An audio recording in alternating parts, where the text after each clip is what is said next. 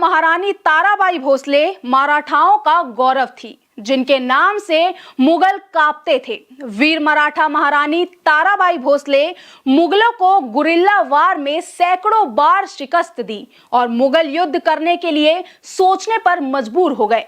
आइए बताते हैं वीर मराठा महारानी ताराबाई भोसले की कहानी। रानी ताराबाई भोसले एक ऐसी वीर मराठा रानी जिसके नाम मात्र से ही हर मुगल कांप उठता था, जिन्होंने कार्यकारी रानी बनकर ऐसा कार्य किया कि मराठाओं और भारत के इतिहास में उनका नाम हमेशा हमेशा के लिए अमर हो गया।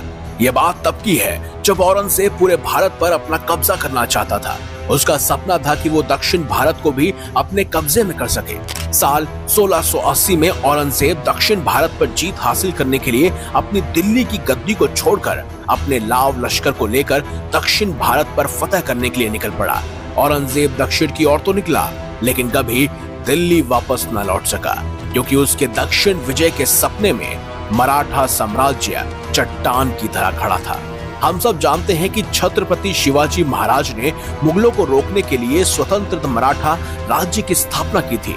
शिवाजी के निधन के बाद उनके बेटे संभाजी महाराज ने छत्रपति की पदवी संभाली और औरंगजेब से कई बार लड़ाई लड़ी। 1690 में औरंगजेब ने संभाजी महाराज की बेहद क्रूरता के साथ हत्या कर दी।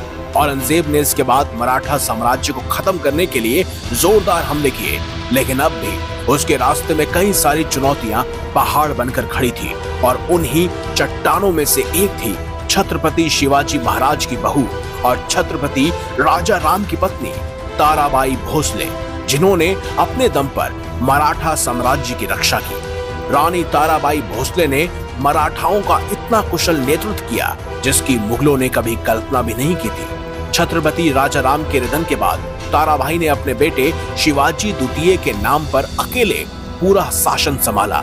1700 से लेकर 1707 तक रानी ताराबाई ने औरंगजेब की मुगल सेना के खिलाफ गुरिल्ला युद्ध की रणनीति चलाई और उनकी इसी नीति ने मुगलों को काफी नुकसान भी पहुंचाया।